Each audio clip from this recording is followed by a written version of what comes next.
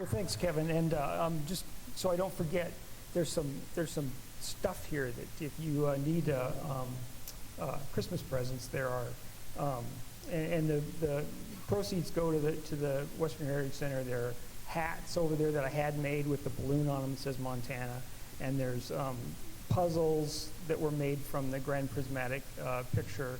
And then this skyline photo, there's some smaller versions of that. And if anybody wants to get any of that stuff today, I'll sign it for you. So I'll hang around afterwards and sign those. I just thought I would go through a handful of the pictures that are in the exhibit and tell you kind of the backstory of some of those. And then if there are questions, then just shout them out. So we'll just start over here just because it's close. That was a picture I did for a Time magazine article of Peter Fonda, and it was just an interesting sort of backstory. Time called and they gave me his information. This is like pre-cell phone, so they wanted photos of him somewhere in Paradise Valley on a Harley, and it was about him being on the board of directors at Harley Davidson, and he had a place up Mill Creek Deep Creek in Paradise Valley. So I call him up, and he's very gruff on the phone. He said, you've got 15 minutes. So I said, okay, well, that's not very much time. But and he was surprised, I think, that I was familiar because he didn't know that I was originally from Livingston. So I said, okay, I'll meet you on the top of Trail Creek Pass at 9 a.m. on Saturday morning. So I was all set up there. I had the camera on a tripod. I had lights set up and a generator, and of course all on slide film. So he pulls up there. I snapped that picture, and I said, okay, we're done. And he said, all right, well, follow me back to the house. So I throw all my stuff in the car. I had an assistant with me who I'd hired to help out with all this gear, and we go back to his house, which was very surprising because it was just a little log cabin with a wood cook stove. And his wife was there, making coffee and cookies. And so we sat down at their kitchen table, and, this 15 minutes literally turned into hours of him telling stories, And finally, I look at my watch, and I'm like, I got to make the FedEx drop, because, back then you had to get to FedEx to get the film back to New York. So I got to make this FedEx drop in Billings before, I think it was, 2 o'clock or something on Saturdays. And I got to go. I said, I just got one question for you. I hadn't said a word this whole time. He's just telling stories. And so I said, I just got one question for you. I said, after what was the movie, the big movie with Dennis Hopper? Yeah.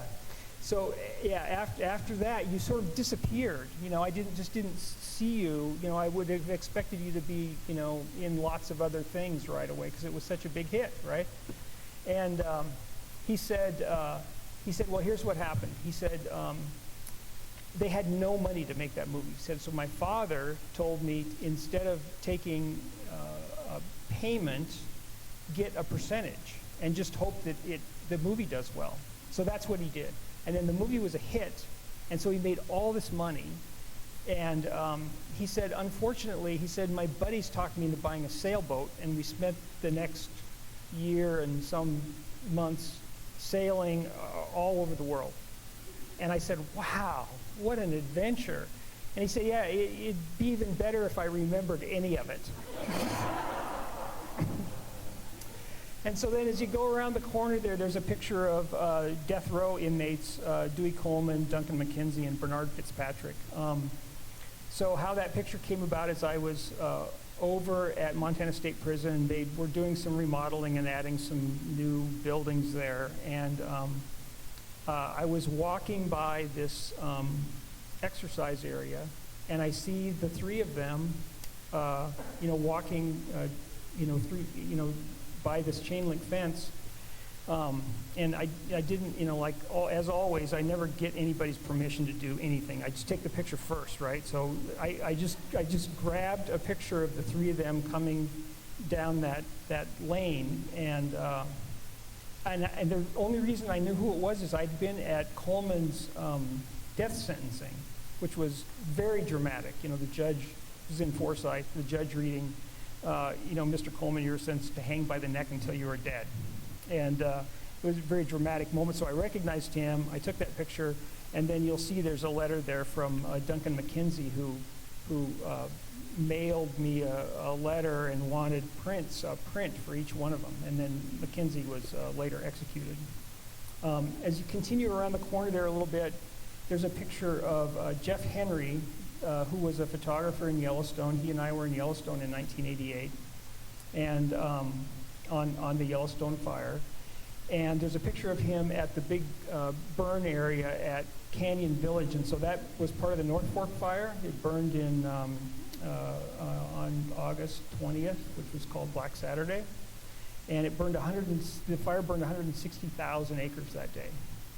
And so I took, I had that, fairly dramatic picture of Jeff there in 1988. So in 2018, 30 years after that, I took him back to the exact same location. So if you look closely at that picture, you'll see the log in the foreground he's in the exact same spot he was in when I took that original photo. Then as you continue around the room, you come to the grand prismatic picture, which is the one that we've used on the puzzles there. And it was originally taken for a calendar company. And so there's a type certificate club called supercubs.org. And everybody in the club has Super Cub airplanes. And a friend of mine had one of those airplanes. And so we cooked up this idea to get a really dramatic picture for the cover of the supercubs.org calendar. And so it's like a contest. You don't get any money for it. It's like a competition to see who can get the most dramatic picture that'll be on the cover of this calendar. And so we cooked up this idea to use Grand Prismatic Spring, and I made several trips to shoot photos of it in advance of that, to see when the best time of day would be to get that picture. And I was surprised to learn that it had to be taken at noon on the hottest day of the year, because the steam obscures most of it. And so that dramatic blue that you get looking down in there, most of the time you can't even see because it's all steamy, right? So we waited for, it was July 11th, I think, was the day. It was a hot day, and we flew up there. Well, he was flying 2,000 feet above the spring, which is the minimum altitude over Yellowstone Park. And I was at 16,000 feet, shooting down to compress those distances, shooting down with a long, telephoto lens. Well, we just had no idea how difficult that was going to be. So I'm up there giving him directions, 5 degrees right, 5 degrees left, and we kept missing it. It would be, he'd be over like the parking lot, and so that is the 135th attempt. We had to, I joke that that picture has the largest carbon footprint of any picture I've ever taken, because we had to go back to West Yellowstone and get more gas. So anyway, it worked out really good that we finally got it right in the middle of the spring, and then 10 days later he crashed that airplane. So anyway, yeah, and he survived the crash. And so then we come around. There's a picture of the Metra after the tornado, and that's kind of fun to examine because you can look down into it and see all the damage that occurred. It's really dramatic because there wasn't much other damage. It didn't go wreck a bunch of houses or anything. I mean, it damaged a bar on the corner there at Airport Road in Maine, and then it just went over to the Metra and just stayed right there. It was, pretty interesting. So the roads were all closed because there was debris everywhere, and so I called that same guy, my buddy Brian Jensmo is his name, and he flew over from Laurel, picked me up, and we went and did the aerial of the Metra. So then if you continue around the room, we come over to the spy balloon thing, and so that was, an interesting day because how that whole thing started was I got a call from a friend who said, what's going on? The airspace is closed at Billings.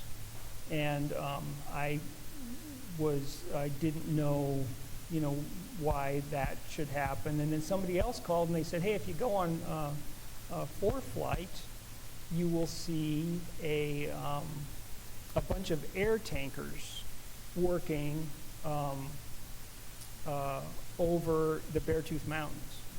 And there are fighter jets that have just landed in Bozeman. So all these pilots that I've known for years are calling me, telling me all these things that are going on. I was, really confused, and so really confused that they were diverting flights away from the Billings Airport back to Salt Lake.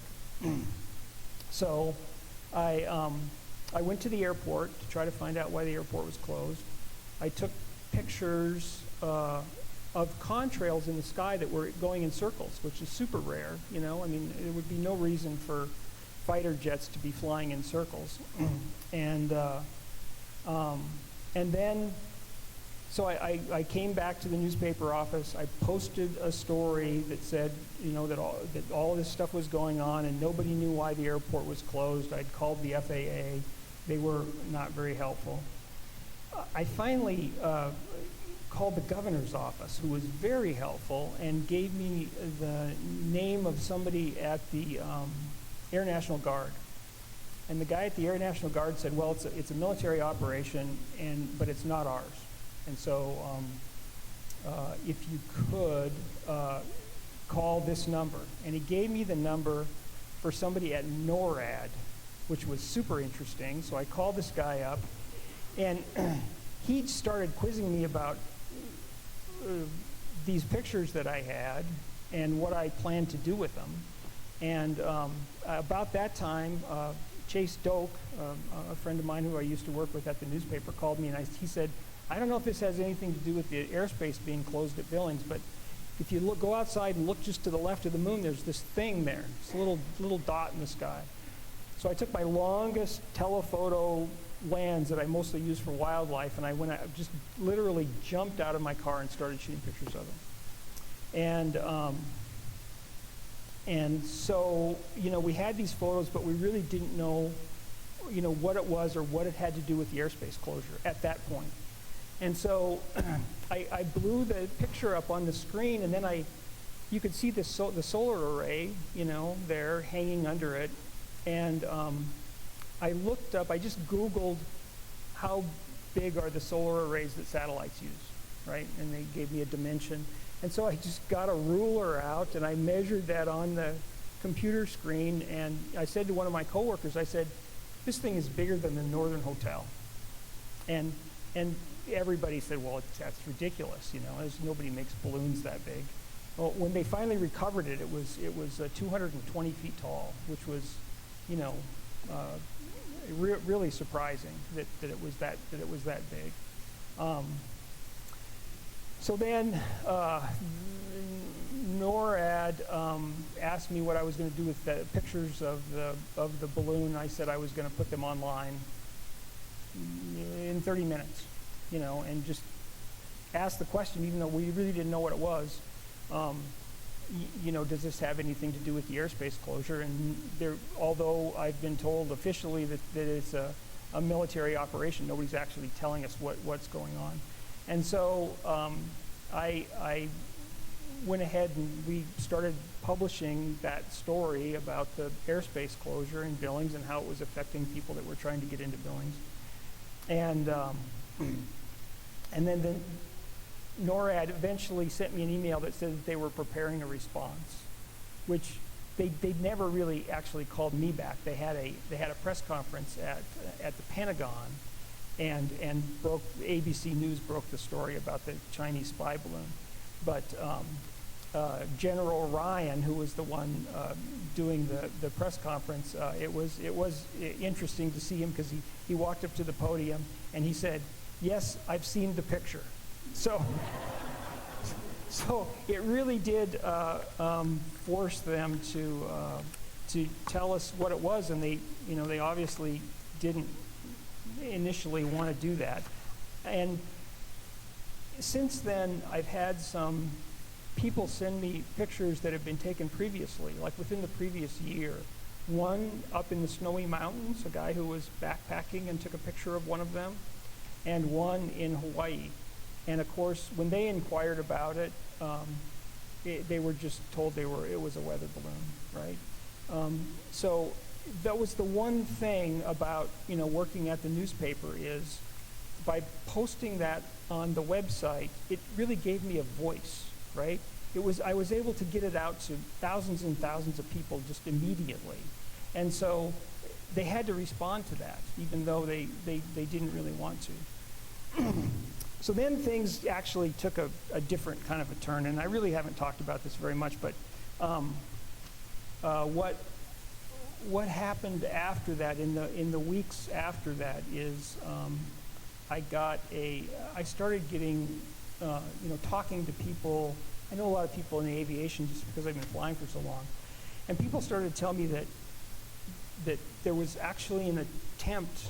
The reason that the fighters were here and that there were air tankers over the Beartooth and that the airspace was all closed was that they were going to try to shoot the thing down over the Beartooth Mountains. That was the original plan. And that, for some reason, didn't work out. And so we wrote, along with Chris Jorgensen and I, wrote a story that was published in the Billings Gazette. We kind of had a story sort of like we were working on. And then there was one of those events where President Biden was walking to the helicopter and the news media was yelling at him, questions at him. And they said something about the Chinese spy balloon, and he pointed at the camera and he said, "I told him to shoot it down on Wednesday." Well, Wednesday was the day that I took the picture of it, right? So then we thought, well, let's go with this. So we published the story saying that they attempted to shoot it down in Montana and that didn't work out. And they got really upset. So the first thing that happened was this woman calls me and she's literally yelling at me on the phone. I was driving, I couldn't even understand what she was saying. I said, well, you're gonna have to send me an email. And because I can't understand what you're saying. And so this is the email that I got. It said, "If you do not substantially change the story today, specifically rewriting the opening paragraphs and the headline, the Department of Defense will issue a statement saying that your paper's reporting on this issue is inaccurate. Given the role that your newspaper and the city have played in this national event, I'd prefer that you correct your reporting to help people in Montana and elsewhere know the facts that can help them understand recent events." So we said, hey, we're sticking by our sources. And then it was super interesting because they started putting pressure on my bosses and people up the chain at the newspaper for my sources. They didn't care about this thing that had been published anymore. They wanted to know who talked to me, right? Well, I would never tell them. And so that's kind of where it's been left. It's also super interesting that how much control they have all over all that stuff, because there's a video over there that's done by a French documentary company. It's kind of like the French version of PBS. It's called Art TV. And a friend of mine gave me a bootleg copy because you can actually watch that in Europe. And they said, and this Art TV outfit that interviewed me and that said, well, we've got a version on YouTube that's subtitled, and so people can see that. And but if you go to the link, it says this content's not available in the United States. So it's just super interesting how hard they worked to manage that whole story. And so, I don't know, how that will all, pan out in the future, but I guess we'll see. So I just thought I would open it up for questions. Yeah. I want you to tell the story about the hat and the lady refusing it, and then later on. Yeah. So the woman who yelled at me and then sent me that email from the Pentagon. We had emailed back and forth, and so actually the newspaper did make some concessions to them, and one of the concessions was that we wouldn't ever use the names of any of the people at NORAD or the Pentagon. who had communicated with us, which whatever, But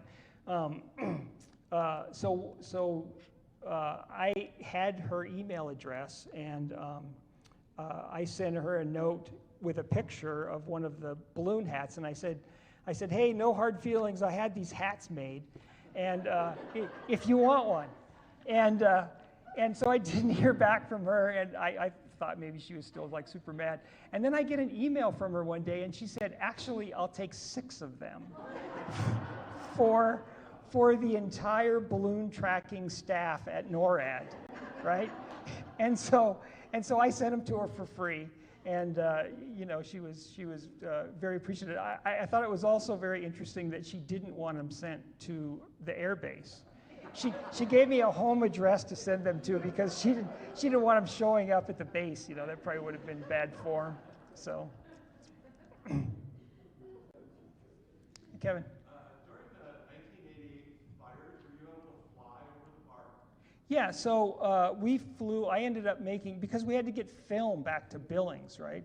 So I ended up making 21 round-trip flights back and forth to Yellowstone to haul film.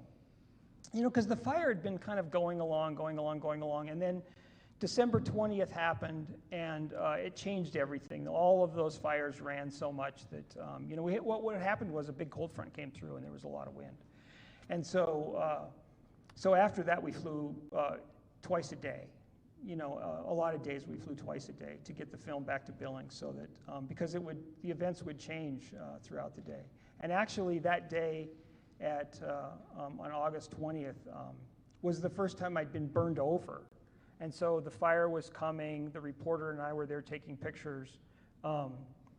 The wind started to blow really hard, toward the fire. It was like, because the fire's like drawing in air, so it was just really dramatic. It blew so hard that trees were coming down all over the place. So we ended up pulling into the parking lot at Norris Geyser Basin, and us and one fire crew went out into the middle of the geyser basin so that we were away from the trees, and then the fire just burned over us. And then when we got back to the truck, a tree had fallen on the pickup truck, so we couldn't even leave then. It was just really super fun to be there and be able to see that, Yeah. Yeah. Could you please talk about the prison lining, because I have not. When did you take it and build it? What was the line like? Yeah, so the skyline picture was actually taken for Exxon. So the Exxon refinery is not in this frame. It's down here in the bottom. So it was a picture taken of the refinery. It was a gift that they give to retiring refinery workers, right? And so it was an aerial photo. They had wanted this for a while, and so I was just waiting for the right day. So always when you get these super clear conditions, it's because a cold front's come through, and so I'm always chasing cold fronts because the air is really clear. So I saw that it was going to be super clear that day, so I went out and shot this picture with the refinery and the skyline in the background. And then actually a guy who studies maps and does map making contacted me, and he said, we could identify all the peaks and make kind of a cool little thing that we could sell. And so that just worked out really, really well. It just worked out really well. The only thing that's kind of funny is because I shot it from an airplane, actually I was about out at where I-90 and I-94 meet. That's about where I was, but I was up at like 6,500 or 7,000 feet. And I've had people email me and say, hey, I took my picture up on the rims, and you're off on Granite Peak or whatever. But it's because the vantage point is different, right? So anyway. So you said, Yeah, go ahead. so you said earlier that when you were taking a picture of the balloon, you just jumped out of your car and started taking photos? Yeah. Do you always have your camera with you? Always. Always. So.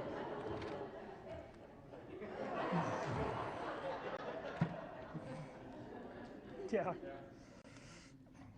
Yeah, Mary. Yeah, so I carry one. I rarely use it at 16,000, but if I go higher than that, then, it's a miserable environment at that high and above that altitude. It's really cold out, and I never shoot through the plexiglass, so I always shoot, I always open the window or the door, depending on what airplane I'm flying. And so it's really miserable. Years ago, I used to have people ask if they could go with me all the time. Well, it's so cold, and the air's super thin. It's cold. Sometimes it can be really bumpy if you're around the mountains. Nobody ever goes twice. So you took that picture for a calendar. Was it printed?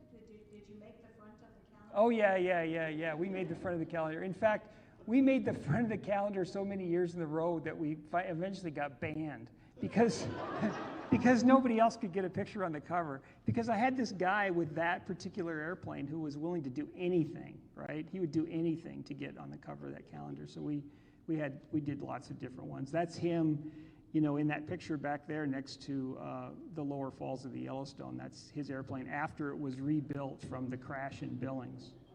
So. Then when he rebuilt it, then he covered it with white fabric instead of yellow. Yeah. Could you tell us the backstory of the picture of the deer on the paper this morning? Oh yeah. Well, I was just headed to another assignment, and they were out there in that little park. I was really surprised in the middle of the day, so I just pulled over and waited for traffic to go by, turn my flashers on, and snapped. That picture was actually taken out with the window of the car, because I always keep my camera right on the seat right there in case something happens. Right. That was a great one. Yeah. Thanks. Thank you. Yeah. So I saw the coverage of the spy balloon, on TV quite a bit, and they always had the path of the balloon over Montana. Yeah. It always had the same shape. Sometimes it's going over Glasgow, and sometimes it's going over Glacier Park. I thought it was they just didn't know geography, but I wonder if there was somebody at the Pentagon who wanted to change it. Because if it goes over the Beartooth at that path, it's going right over the missile fields. Right. Yeah. And I don't know. I mean, I was surprised to see it here, and I'm sure that they would have rathered that it didn't come over Billings, right? The other thing that's interesting about that is when they finally did shoot it down over North Carolina, they did exactly the same thing that they did here. They closed the local airports, and then they closed a big block of airspace so that they could manage the debris field, right? And by the time it got out there, it was at 58,000 feet, which is a manageable altitude. Yeah. Yeah, Kevin? You already answered it in some ways. I was going to say, when you're on vacation, do you have a camera with it, I suppose? I try to, yeah. So yeah, I always try to have something with me, yeah. The cell phones have gotten so good now that, you can, if it's really an emergency, I can just use a cell phone. But I try to have a real camera, yeah. Jackie? Larry, I've known you a very long time, but I really never heard how you got interested in photography and maybe, your beginning of your career. Yeah, so I just got interested in photography when I was in high school, and they didn't have like a photography program or anything at the high school in Livingston where I grew up. So I just started taking pictures on my own, and then I eventually built a darkroom in my basement. And then the Livingston Enterprise had an opening for a sports and weekend shift photographer, and so I got that, and I just just shortly before that graduated from high school, and so I was doing that, and I'm working at delivering appliances, and trying to figure out what I was going to do with my life, and they called one day and said, hey, the photographer in Miles City just walked off the job, and so if you want that, you can have that job in Miles City, the full-time job. So I went to Miles City. I got paid $160 a week, and that was in 1976.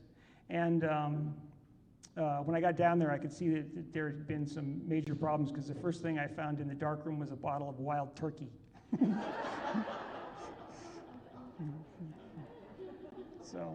So then, I worked there I left for a little while, but then I came back. I worked there for like a total of 9 months, and then just like out of the blue, the Gazette called me one day. Well, what they were looking at all of my pictures in the Miles City Star and the Livingston Enterprise, and so they had an opening and called me up, and yeah.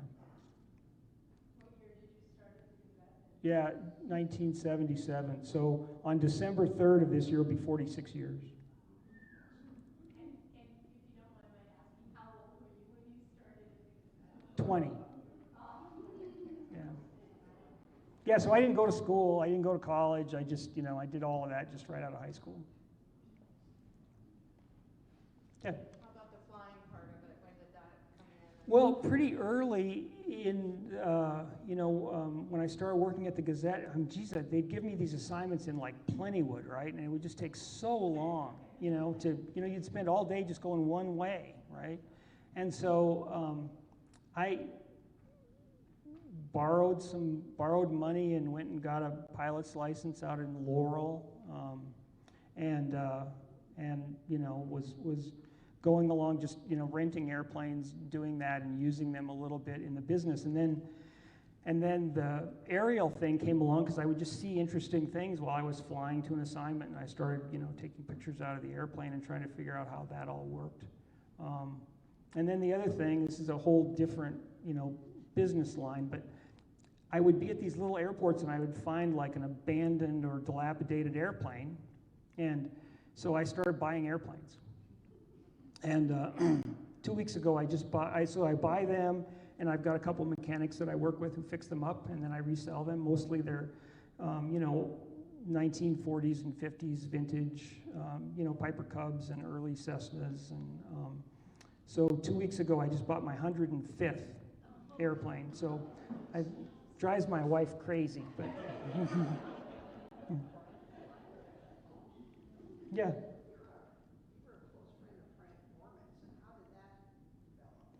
Yeah, so Frank had a hangar next to mine, and in especially the more recent years, he just became he really struggled with like the snow removal and all that stuff, and so for years, I've done all the shoveling and plowing because he had a big hangar, so there was a 60 by 60 foot ramp, so there was a lot of snow.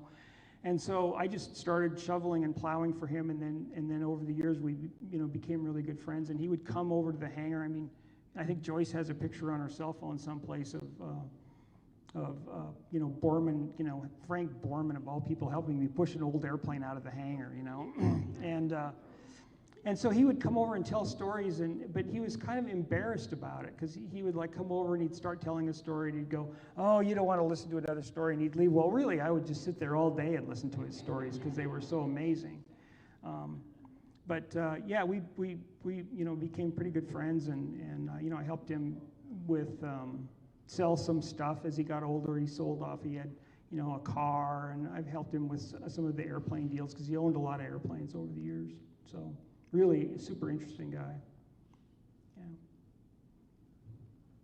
Yeah. You were learning to take pictures and got so good at it. Did you have a mentor? Did you have someone that helped you know how to take the pictures, or how did you? Well, co-workers, and then like trial and error, and there was a lot of pressure at the newspaper because you had to get the picture, right? And sometimes it's not really easy, to get. I mean, some people threaten you, and especially at these news events, I mean, I've covered 5 homicides in the last 3 weeks. It's amazing.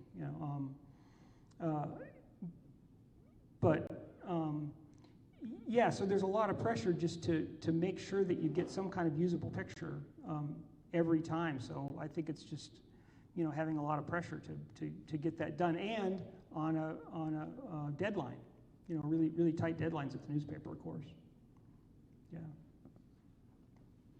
Has it gotten easier in the digital age versus kind of the dark room? Yeah. So it's gotten easier in the digital age because there's all that processing time that we have. So I mean, what you see if you go on the website now is you'll see a whole gallery of pictures from like the basketball game I went to at Rocky Mountain College last night. And back in the day, you'd just see one photo. You'd pick out the best picture that you had that kind of told the story of the game, and that would be, all that you'd actually get in the print edition. Some things, aren't as good because they, even with all of this technology, you can't get anything in the print edition really late anymore. They've started that. They start that whole process so early in the day that it's really difficult to get a breaking news picture in the print edition. Obviously, you'll get it online, but it's really hard to get in the print edition because the layout and design's all done in the Midwest somewhere in, Wisconsin. Madison, Wisconsin, I think is where they do it. Yeah. Yeah. I just had a quick question about the gear, your Nikon that you have there. What do you generally shoot? So I have always shot Nikon, and that is just because once you make an investment in the long glass, you're kind of stuck, right? So, but a lot of the photographers that have worked at the Gazette over the years use Canon gear, and I don't, that Canon gear is great too. I mean, I would use, and then people are using Sonys now and all kinds of stuff. So there's a lot of really good equipment out there. What body is that you This is an old, worn-out D4 that's been back to Nikon to be rebuilt like 3 times. Yeah. Yeah. So, yeah. Is it all your equipment? Yeah, so it's kind of complicated because each photographer has the equipment that they like to use. So the company leases the lenses from us. So you get a little stipend each month for whatever lenses you want to use, and they own the camera bodies. Yeah. Yeah. So, yeah. So where did you get your first camera? Where did I get my first camera? I think I bought it at Schellenberg Photography in Livingston when I was in high school. And it was a Pentax. Yeah. Yeah. Yeah. I got mine from a Navy photographer that worked in the same office I did. Introduced me into the 35mm world. Yeah. Yeah, and we used to go through, the whole film thing, my budget for film and chemicals at the Gazette before we switched to digital was $50,000 a year. We bought a lot of film. And I would buy gray market film to try to save money. So I don't know if you know what that is. That's film that's sold, that is manufactured for a different market. So back in the day, Kodak, Fuji, whoever was making the film, would make the film that they sold in the US and say it was Kodachrome and it was $6 a roll, right?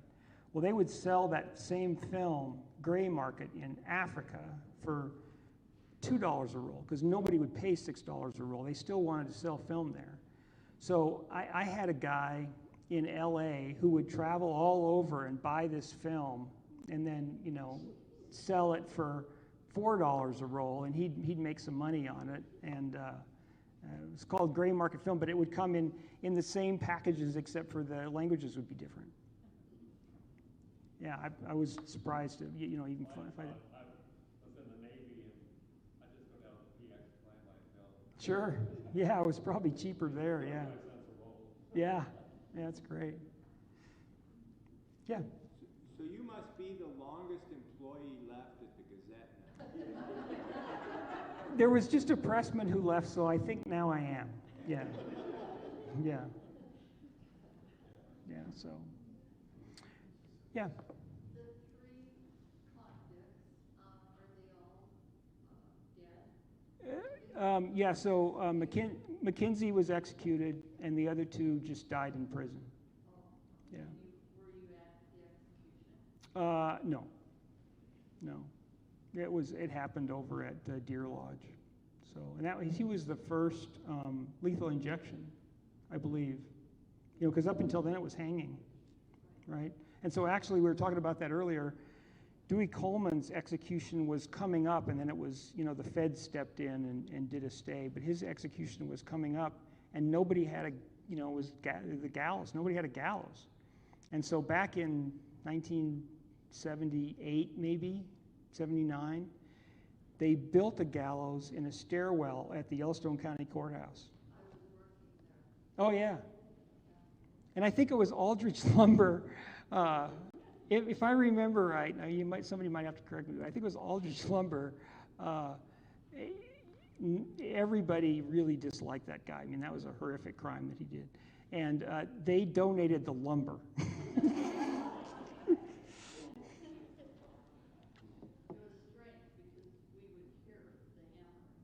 Right.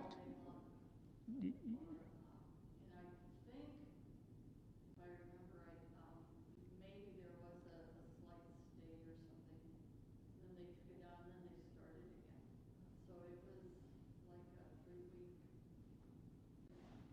Broad process, yeah, right. Yeah, it was big, yeah. Anything else? No other questions. Larry will be here to sign his hat, which is our top seller this summer. we have to explain it to people, though, sometimes. Some people just think it's like a full moon hat. Yeah. Anyway, thank you so much. Yeah, thank you.